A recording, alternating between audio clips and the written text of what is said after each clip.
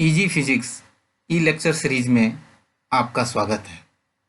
मैं डॉक्टर अजीत कुमार सोमानी, चौधरी मालूराम भांबू, राजकीय पॉलिटेक्निक महाविद्यालय श्री गंगानगर में प्रवक्ता भौतिकी के पद पर कार्यरत हूँ।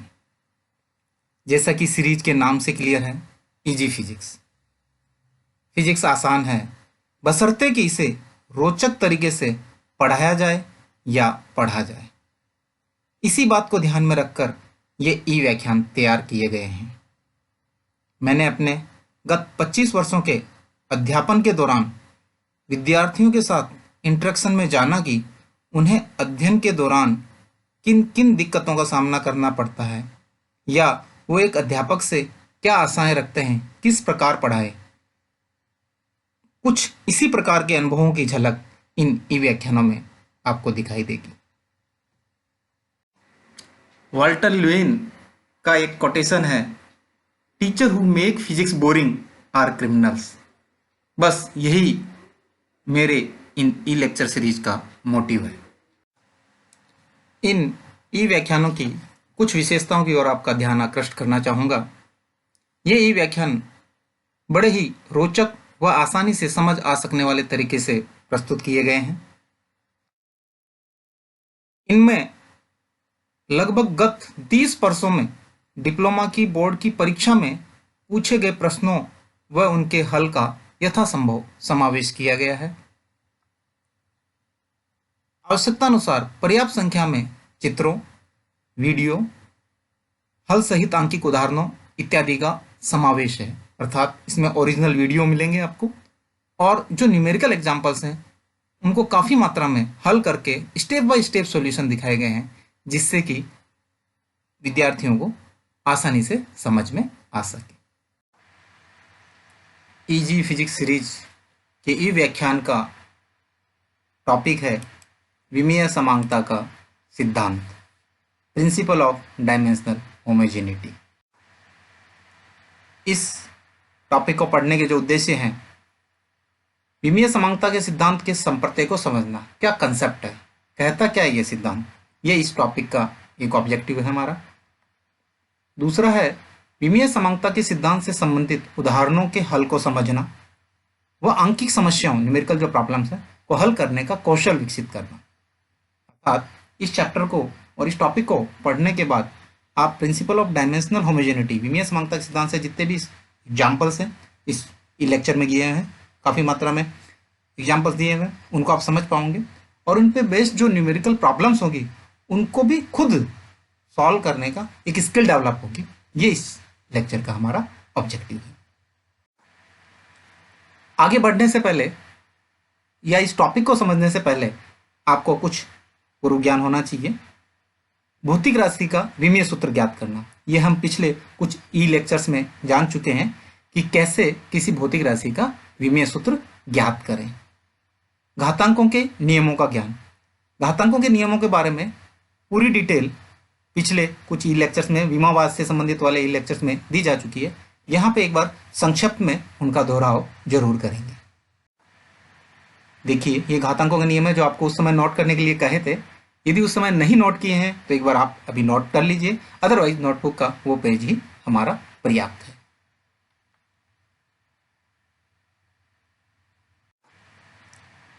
अब आते हैं हमारे मूल टॉपिक, विमीय समांगता का सिद्धांत, प्रिंसिपल ऑफ डायमेंशनल होमोजेनिटी।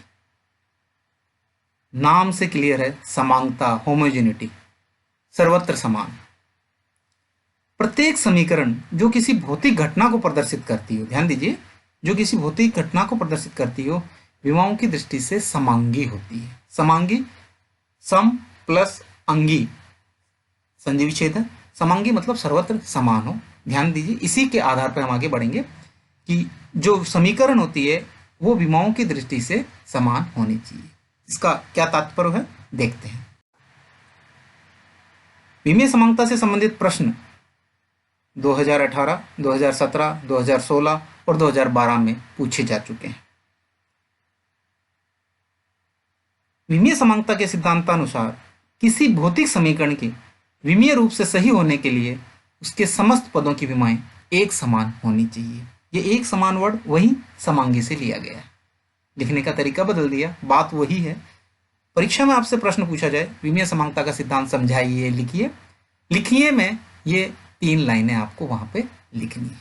एक बार वापस देख लीजिए।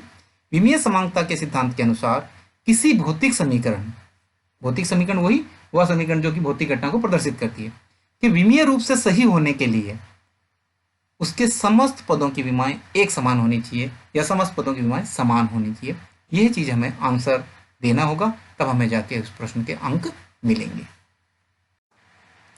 विमीय समांगता के सिद्धांत के दूसरे रूप में देखें तो इसको इस तरह से भी व्यक्त कर सकते हैं कि समान विमा वाली राशियों को ही जोड़ा या घटाया जा सकता है। थोड़ा सा और इसको एग्जाम्पल से समझाता हूं। जैसे मैं आपसे एक प्रश्न कहूं कि एक तार की लंबाई 4 मीटर और दूसरे तार की लंबाई 3 मीटर है, यदि इन दोनों तारों को श्रेणी क्रम में जोड़ दिया जाए तो कुल लंबाई कितनी होगी? तो अपना आंसर सीधा सा होगा 4 मीटर प्लस 3 मीटर 7 मीटर। अगला प्रश्न यही मैं पूछ लूं कि इस तार का लंबाई 4 मीटर है और इसका द्रव्यमान 2 ग्राम है, कुल कितना हुआ? तब आप कहोगे कुल क्या निकालें? कुल न तो मैं भौतिक राशि बोल पा रहा हूं, क्योंकि लंबाई में द्रव्यमान को नहीं जोड़ा जा सकता, नहीं घटाया जा सकता। तो यही कहने का तात्पर्य है, समान विमा वाली राशियों को जोड़ा या घटाया जा सकता है। अलग अलग विमा की यदि राशि हो तो उनका क्या किया जा सकता है? तो उनको केवल भाग अथवा गुणा ही किया जा सकता है, उनका मल्टीप्लिकेशन और डिवीजन ही पॉसिबल है, उनको जोड़ा या घटाया नहीं जा सकता। खास बात ध्यान रखें, समान विमा वाली राशि को जोड़ा या घटाया जा सकता है, परंतु विभिन्न विमा वाली राशि को जोड़ा या घटाया नहीं जा सकता। अभी एग्जाम्पल में भी हमने देखा था कि मीटर में किलोग्राम को नहीं जोड़ा जा सकता, मीटर से मीटर को ही घटाया जा सकता है, किलोग्राम में किलोग्राम को ही जोड़ा जा सकता है। परंतु अपने को कोई कहे कि एक राशि ऐसी है कि मीटर है, दूसरी राशि किलोग्राम है, क्या उनका गुणा किया जा सकता? हाँ, भाग व गुणा संभव है, भाग व गुणा संभव। जैसे बल बराबर द्रव्यमान इंटू त्वरण था, दोनों अलग अलग तरह की राशियां थी, पर द्रव्यमान में त्वरण को जोड़ा या घटाया नहीं जा सकता। तो कभी भी ऐसा समीकरण नहीं देखा होगा F equal to M plus A, F equal to M into A हमने देखा होगा।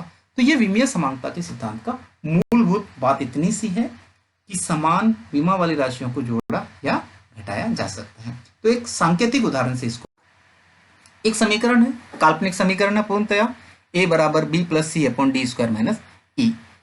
इस समीकरण में इन संकेतों के कोई अर्थ हमें मुझे भी नहीं पता है, ना आपको पता है, कोई अर्थ नहीं निकाले, जैसे ई को एनर्जी नहीं निकालना आपको, अभी हमने कुछ नहीं बताया, आपके लिए समीकरण है। इसको समझने के लिए देखिए, इसमें 3 पद हैं, a लेफ्ट हैंड साइड में, b सेकंड टर्म, सेकंड पद हो गया, द्वितीय पद, और तृतीय पद है पूरा c upon D square minus E. इसमें फिर 2 भाग हो गए, c और एक डी स्क्वायर माइनस ई का कॉम्बिनेशन।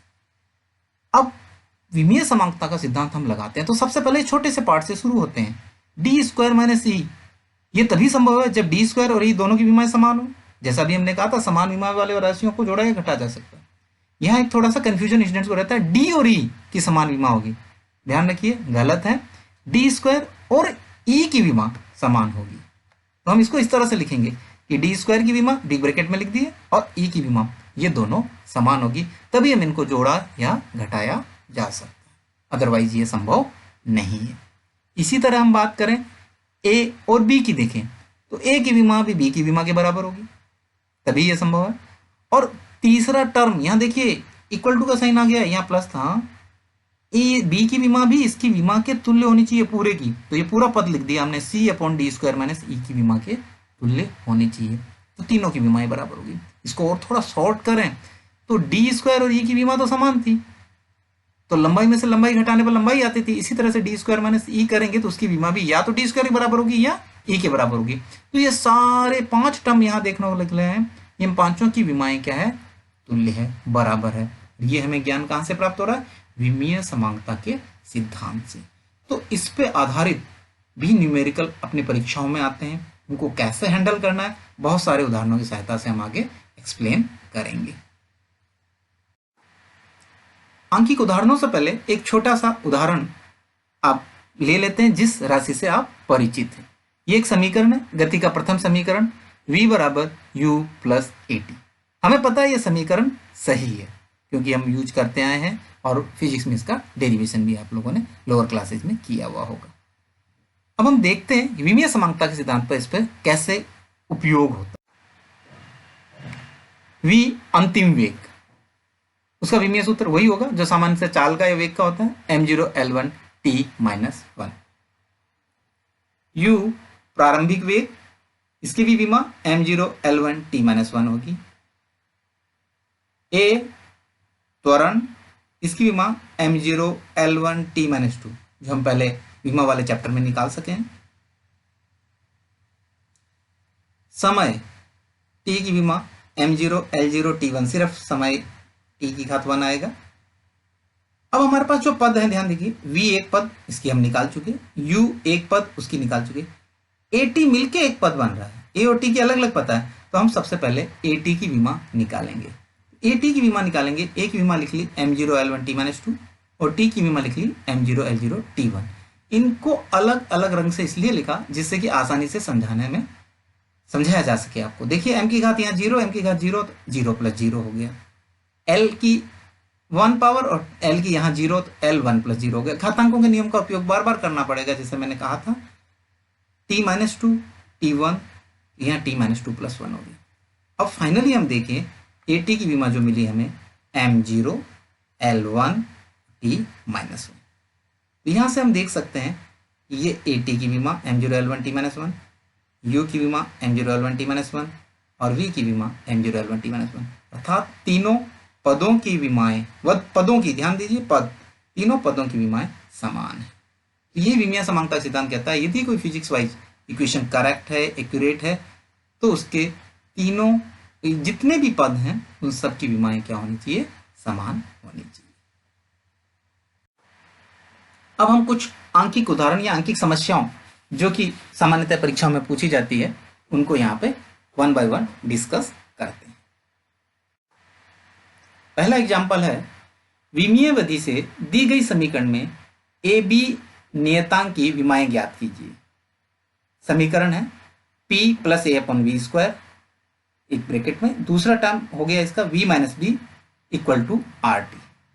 इन समीकरण से हो सकता है आप नहीं परिचित हो, ये वंडरवाल गैस समीकरण है, केमिस्ट्री में आ सकती है। आदर्श गैस समीकरण तो होती है PV = RT, परंतु यहाँ पे ये वंडरवाल गैस समीकरण है जो रियल गैसेज के लिए, वास्तविक गैसेज के लिए एप्लीकेबल होती है। परंतु हमारा मूल उद्देश्य वो नहीं है। हमारा मूल उद्देश्य है कि हमें दिया हुआ है यहाँ पे कि जहाँ P गैस का दाब, V गैस का आयतन, T गैस का परमताप और R गैस नियतांक, A और B अन्य नियतांक जो इन्होंने हमें बता दी, जिनकी की विमाएं हमें ज्ञात करनी है। पर ज्ञात राशियां कौन कौन सी होगी, P, V, T और R। R की भी आप कहोगे हमें गैस नियतांक की विमा नहीं पता, कोई चिंता वाली बात नहीं। प्रश्न ये देखना है A और B की विमा निकालना है। हम विमीय समानता का उपयोग करते हुए, सिद्धांत का उपयोग करते हुए कैसे निकालते हैं, इस विधि को बहुत अच्छी तरह आपको समझना है। और ये प्रश्न राजस्थान डिप्लोमा के 2018 की परीक्षा में पूछा गया था। कई बार प्रश्न ऐसे आते हैं कि समीकरण देके उसमें हम ये कह देते हैं जहां संकेतों के प्रचलित अर्थ है, अर्थात हम ये मान के चलते हैं उन संकेतों को आप परिचित हैं और उनके अर्थ पता है। तो इस मामले में पूरा पाठ्यक्रम अध्ययन करते वक्त जो भी समीकरण आती है उनके हर राशि का ये पता होना चाहिए कि वो किसको निरूपित करती है और उसका विमीय सूत्र क्या होगा। क्वेश्चन लाल रंग में एक बार रिफ्लेक्टेड है। अब देखिए हम कैसे स्टेप बाय स्टेप इसका सॉल्यूशन करते हैं। सबसे पहले हमें जो राशि, ज्ञात राशियां जितनी भी होगी उनकी हम विमा लिख लेंगे। दाब सबसे पहले परिचित राशि है दाब। दाब की विमा हम निकाल चुके हैं, m1 l-1 t-2, बल बटा क्षेत्रफल से आई है ये विमा, ध्यान दीजिए, m1 l-1 और t-2। अगली राशि जिससे हम परिचित हैं आयतन v, m0 l3 t0, इसकी भी विमा हम निकाल चुके हैं। अब विमीय समानता का सिद्धांत लगाएंगे। पहले हमने वो दो राशियां चुनी जिनका कि हमें विमा पता है। R और T का भी हमने टच नहीं लिया क्योंकि इस समीकरण के लिए हमें जरूरत नहीं पड़ेगी।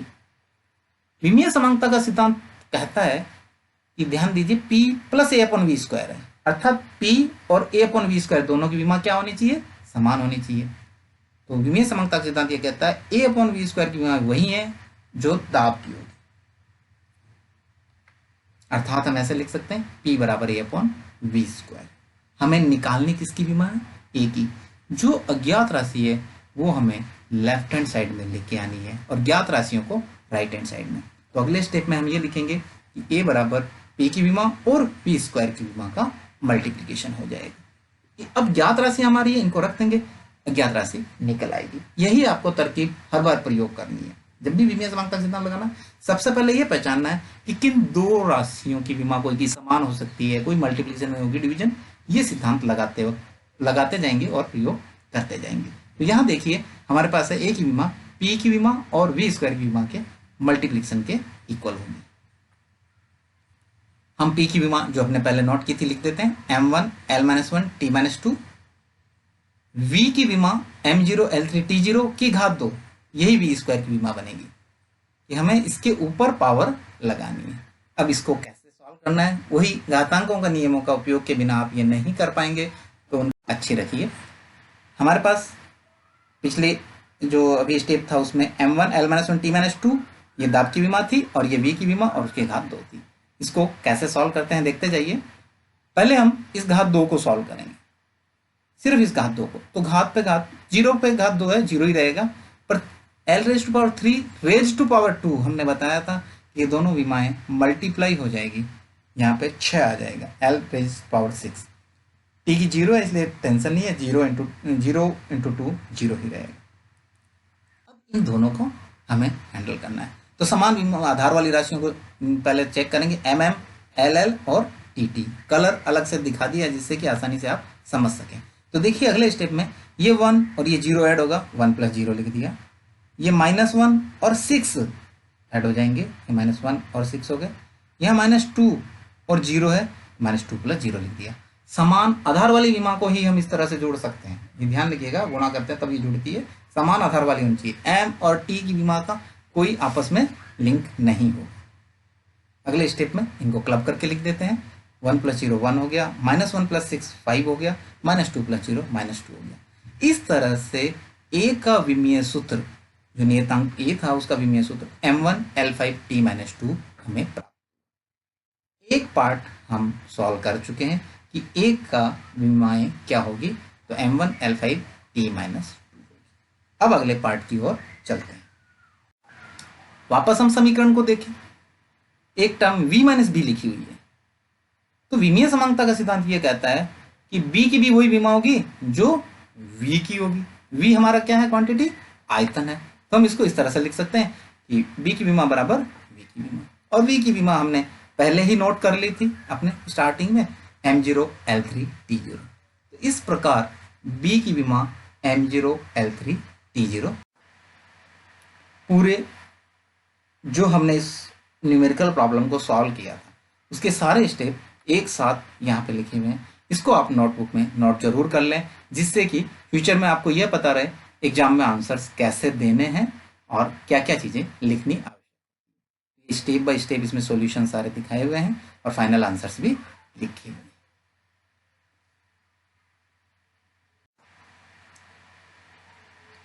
जो टॉपिक हमारा विमीय समांगता का सिद्धांत चल रहा है, अभी इसके और न्यूमेरिकल एग्जांपल्स बाकी हैं।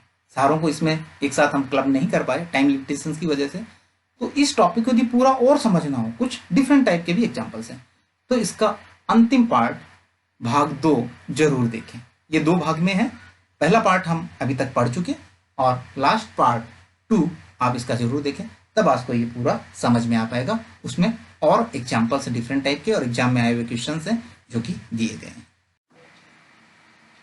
अधिक सहायता व अधिक जानकारी के लिए आप मेरे द्वारा लिखित पुस्तक पॉलिटेक्निक भौतिकी, जो पूर्णतया हिंदी माध्यम के छात्रों के लिए लिखी गई है, बड़ी आसान भाषा में लिखी गई है जिससे कि विद्यार्थी आसानी से समझ सकते हैं, इसको आप अध्ययन कर सकते हैं। यदि और कोई शंका हो ई व्याख्यान से संबंधित या पुस्तक पढ़ने के बाद भी, फिर भी आप मुझे ईमेल या व्हाट्सएप पर लिख सकते हैं ajit.somani@gmail.com। 9414332876 ये व्हाट्सएप नंबर है, जिस पे कि आप व्हाट्सएप भी कर सकते हैं। यदि आपके कोई सुझाव हैं तो भी इस ईमेल और व्हाट्सएप पे आप भेज सकते हैं, सुझावों का स्वागत रहेगा। मैं आभार व्यक्त करना चाहूँगा गुरुजनों का, विद्यार्थी वर्ग का व परिवारजनों का।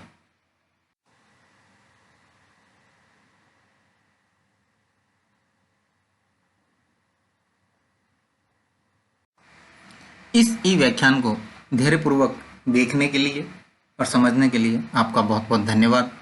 Thank you very much.